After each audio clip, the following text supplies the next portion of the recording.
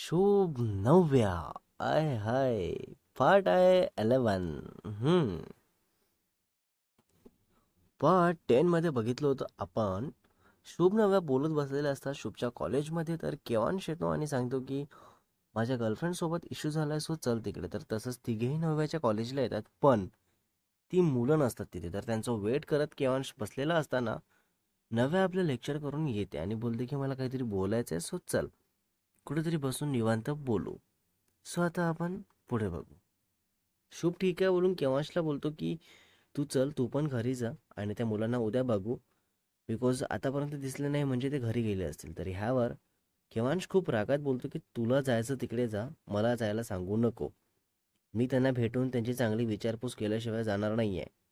तर शुभ बोलतो की फालतू राग माझ्यावर काढू नको, कळलं ना? चाललो मी, तू बस इथेच. तर केव्हांश शांतच असतो आणि मग शुभ मस्त नव्यासोबत चालला जातो. शुभ नव्या जाऊन बसतात एका ठिकाणी जिथे कुणीही नसतात. आपापल्या गाडीवर बसून असंच बोलत असतात. तर नव्या बोलते की पुढे जाऊन आपलं काही नाही झालं, लाईक माझी फॅमिली खूप स्ट्रिक्ट आहेत आणि ते दीचं काही ऐकत नाही, जेव्हा की ती सी आहे. तर माझं काय ऐकतील? तर यावर शुभ बोलतो की तू प्लीज शांत हो, आणि आत्तापासूनच आपण हा विचार करायला लागलो तर खूप टेन्शन येईल. आणि त्या टेन्शनचं सोल्युशन एकच आहे की घरी घरी डायरेक्ट बोलून विचारायचं, पण ते तेव्हा विचारू शकतो जेव्हा आपण स्वतःच्या पायावर उभे असतो. करेक्ट. नव्या यावर हो बरोबर आहे बोलते आणि मग नव्या बोलते की मला तुझ्याबद्दल काय फील होते ते सांगते बघ. तुला बघताच मनाला असं माझा आहे हा असं वाटतं.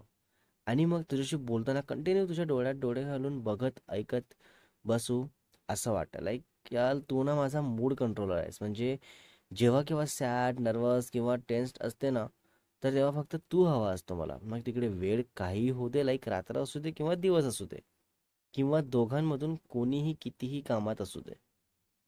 बाप रे. शुभ मस्त नव्याचे पुढे आलेले हेअर्स मागे करत बोलतो की मला कधीच वाटलं नव्हतं की इतकी क्यूट मुलगी माझ्या लाईफमध्ये येईल अँड मला इतकं प्रेम करेल.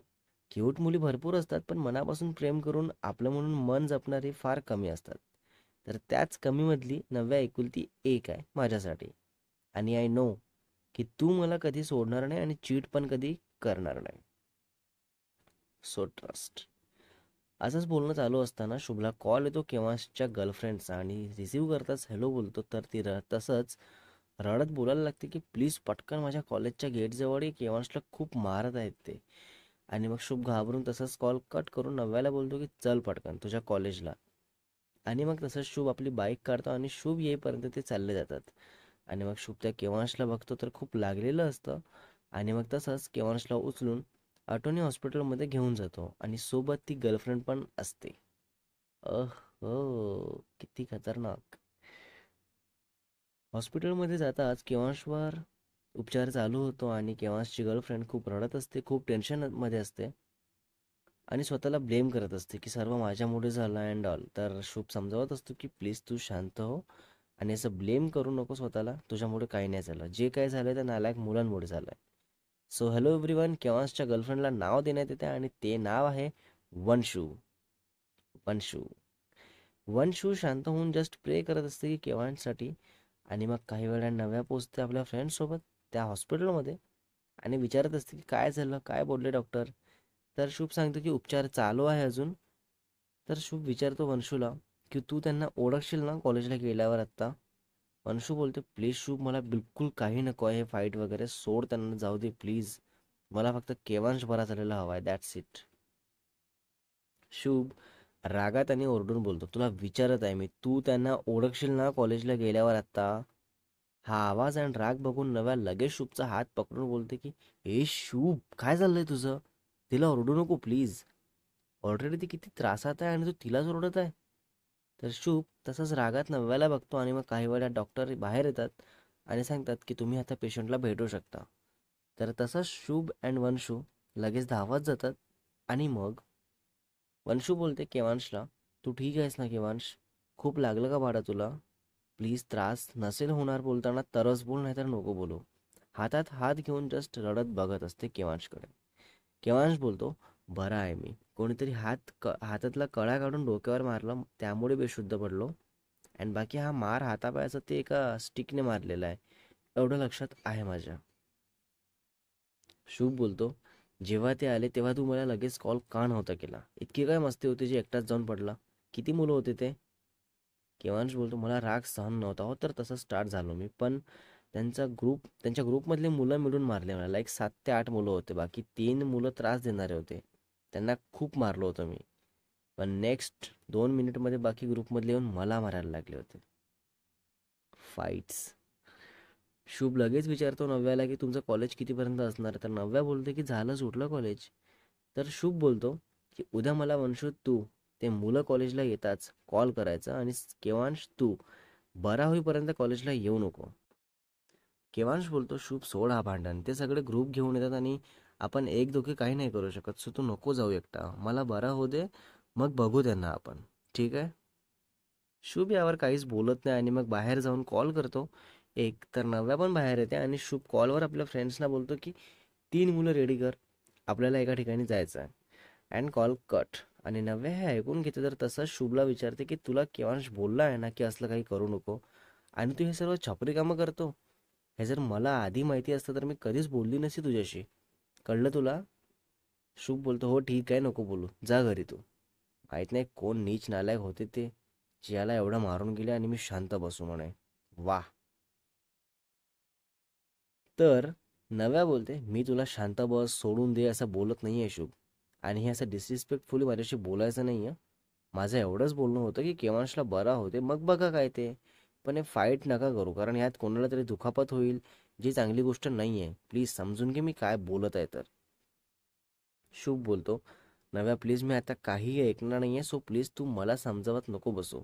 तुला घरी जायचं असेल सो प्लीज तू चालली जा, बाकी मी बघतो याच्याकडे. आता याच्या घरी पण सांगावं लागेल सर्व जे काय झालंय ते. नव्या बोलते, मी थांबते तुझ्यासोबत थोड्या वेळ, कारण मी तुला असं या रागाच्या अवस्थेत सोडून गेली तर परत कोणावर तरी राग निघेल आणि कोणाला काहीही बोलून देशील, सो मी थांबते. आणि खबरदार, वंशूला काही बोलायचं नाही. शिव ह्यावर ठीक आहे बोलून आत जातो आणि केवांशला बोलतो की तू ठीक आहेस ना आता? काही लागलं तर मला कॉल किंवा मेसेज कर, आणि घरी सांगतो मी तुझ्या आणि समजवतो आईंना सर्वांना. ओके, सो तू नको टेन्शन घेऊ. करेक्ट.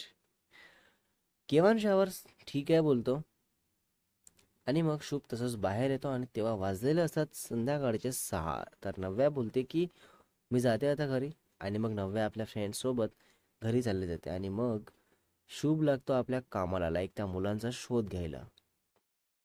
तर एक मुलगा सांगतो की त्यातला एक मुलगा या या ठिकाणी राहतो, आणि मग शुभ जातो एकटाच आणि त्याला घरून बोलवतो बाहेर आणि तसं तिथे मारायला स्टार्ट करतो आणि मग तिथून निघून जातो.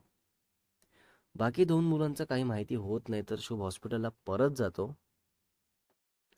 आणि केव्हांशला भेटतो. तर केव्हांश विचारतो की तू कुठे गेला होता?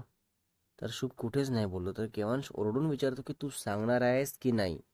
तर शुभ सांगतो सर्व, आणि मग तसंच केव्हांश खूप ओरडतो, शिवाय देतो आणि नव्याला कॉल करायला लावतो. तर नव्याला केव्हांश सांगतो की हा नालायक जाऊन तेच करून आला जे मी नको करू बोलत होतो, याला अक्कल दे थोडी. तर शुभ जस्ट फोन कानाला लावताच नव्या खूप रागात, चिडून, ओरडून बोलते शुभला, आणि मग तसंच रडत कॉल कट करते. सो मग नेक्स्ट डे केव्हांशला डिस्चार्ज मिळतो, तर शुभ तसं घरी सोडून देतो आणि वंशू पण घरी चालली जाते.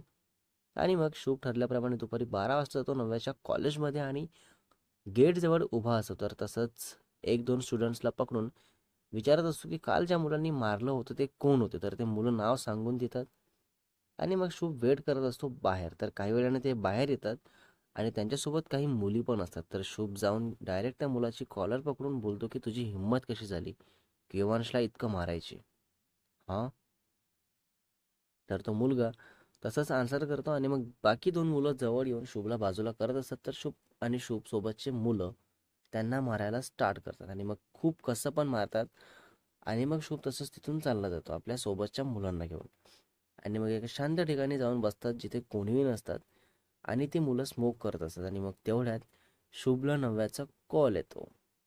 हां, आता काय होईल? शुभ कॉल रिसीव्ह करतो आणि थोडं बाजूला जाऊन बोलत असतो. तर एक मुलगा बोलतो की अरे ही तीच आहे ना जिच्यासाठी तू मला चॅलेंज केलं होतं की हिला पटवून दाखवतो. तर हा शब्द नव्या पूर्ण क्लिअर ऐकते आणि तेवढ्यात शुभ कट करतो कॉल. तर हा शब्द ऐकून नव्या पूर्ण शॉक्ड होते आणि तसंच बेडवर बसून देते आणि फोन बाजूला ठेवून देते आणि पूर्ण शॉक्ड असते, लाईक काही विचारच नाही करू शकत, इतकी हर्ट झालेली असते. आणि मग शुभ परत कॉल करतो तर नव्या रिसीव करत नाही आणि तसंच रडत रूम लॉक करून घेते आणि खूप रडत असते. Oh my god, next level hurt. 1 तास कंटिन्यू शुभ कॉल्स मेसेजेस करत असतो पण नव्या काहीच रिस्पॉन्स देत नसते. आणि मग शुभ ठरवतो की नव्याच्या घरी जायचं, पण तिथे जाऊन असंच भेटणं पॉसिबल नाही हे लक्षात येताच केवांशला कॉल करतो आणि सर्व सांगतो. आणि मग केवांश बोलतो की वंशूला पाठवू शकतो आपण. तर शुभ बोलतो की नॉट पॉसिबल. तिच्या घरी असंच कोणीही जाऊ शकत नाही. जे कोणी जातात आणि ज्यांना भेटायला जातात त्यांना गार्ड्स कॉल करून कन्फर्म करतात. तर नव्याला वंशूचं नाव ऐकून लगेच नकार देईल, बिकॉज मी पाठवलाय हे कळेल तिला. शुभ केवांश असंच विचार करत असतात आणि मग नव्या खूप लॉंग मेसेज टाईप करून सेंड करते आणि ज्यात लिहिलेलं असतं की थँक्यू सो मच शुभ, मला या लेवलचं हॉट केल्यासाठी आणि मला माझ्याच नजरेत पाडण्यासाठी. आणि तू खरा होतास, पण मी खोटी ठरले. मला नव्हतं माहिती एवढं सर्व चाललंय ते एक चॅलेंज म्हणून होतं. मला खरंच वाटायचं की तुझं पण मन माझ्यासारखं जुडलेलं आहे, पण नाही. इथे मीच माझ्याच साईडने जुळवून घेतलेलं होतं. बाकी तुझ्या साईडने असं काहीच नव्हतं. हे कळलंय मला, पण ह्यानंतर माझ्या साईडने मी लांब व्हायचं पूर्ण ट्राय करणार. Reading continue. व्हायचा तो त्रास होईलच, पण मी सांभाळून घेणार स्वतःला. सॉरी माझ्यामुळे तुला कधी काही त्रास झाला असेल तर. आणि परत एकदा थँक्स ह्यासाठी, बिकॉज बरोबर हे सर्व मला माझ्या एक्झामच्या वेळेत कळलं. देव करो माझे स्टडी केलेलं सगळं लक्षात असो. नाहीतर मार्क्स बघून घरी क्वेश्चन केलं तर मला सर्व खरं काय ते सांगावं लागेल. पण तू टेन्शन फ्री राहा, कारण मी तुझं नाव कधीच कुठे घेणार नाही आहे. तू तुझ्या लाईफमध्ये पुढे जा आणि खूप सक्सेस हो. पण एक रिक्वेस्ट करते, परत असं कधी कोणाच्या लाईफमध्ये चॅलेंज घेऊन जाऊ नको, कारण ही जी त्रासदायक फिलिंग आहे ना, ही काय असते ना याची तुला 1% पण जाणीव नाही. Thanks once again. Bye for ever. Take care. Next part is coming soon guys. बाप रे, काय झालंय नाही सर्व.